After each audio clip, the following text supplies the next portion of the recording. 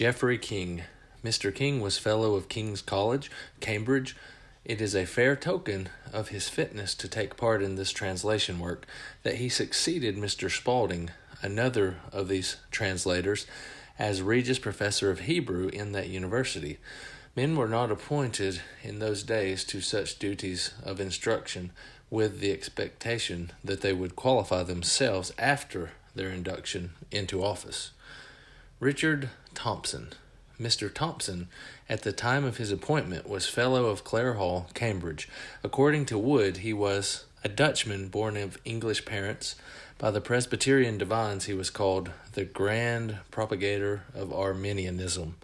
Of the prelatic Arminians, Coleridge, too, truly said that they emptied revelation of all the doctrines that can properly be said to have been revealed. If sin be the greatest heresy, as that class usually affirms, a more serious error imputed to Mr. Thompson is intemperance in his later years.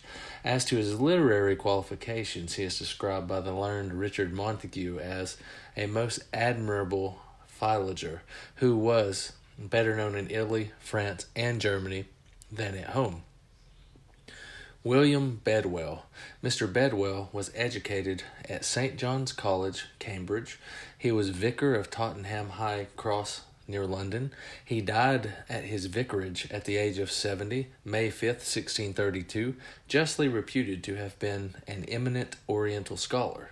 He published in quarto an edition of the Epistles of St. John in Arabic, with a Latin version printed at the press of Raffalagius at Antwerp in 1612. He also left many Arabic manuscripts to the University of Cambridge with numerous notes upon them and a font of types for printing them. His fame for Arabic learning was so great that when Arrhenius, a most renowned Orientalist, resided in England in 1606, he was much indebted to Bedwell for direction in his studies. To Bedwell, rather than to Arrhenius, who commonly enjoys it, belongs the honor of being the first who considerably promoted and revived the study of the Arabic language and literature in Europe. He was also tutor to another Orientalist of renown, Dr. Pocock. For many years, Mr. Bedwell was engaged in preparing an Arabic lexicon in 3 volumes and went to Holland to examine the collections of Joseph Scaliger, but proceeding very slowly from desire to make his work perfect as possible, Gullius forestalled him by the publication of a similar work. After Bedwell's death, the voluminous manuscripts of his lexicon were loaned by the University of Cambridge to aid in the compilation of Dr. Castell's colossal work, the Lexicon Heptagalodum. Some modern scholars have fancied that we have an advantage in our times over the translators of King James' day by reason of the greater attention which is supposed to be paid at present to what are called the cognate and the Shemitic languages, and especially the Arabic, by which much light is thought to be reflected upon Hebrew words and phrases. It is evidence, however, that Mr. Bedwell and others among his fellow laborers were thoroughly conversant in this part of the broad field of sacred criticism. Mr. Bedwell also commended a Persian dictionary, which is among Archbishop Laud's manuscripts, still preserved in the Bodleian Library at Oxford. In 1615 he published his book, A Discovery of the Impostures of Mahomet and the Quran.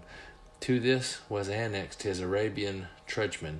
Trudgeman or Truckman is the word dragoman in its older form and is derived from a Chaldee word meaning interpreter. This Arabian Trudgeman is a most curious illustration of Oriental etymology and history. Dr. Bedwell had a fondness for mathematical studies. He invented a ruler for geometrical purposes, like what we call Gunter's scale, which was by the name of Bedwell's ruler.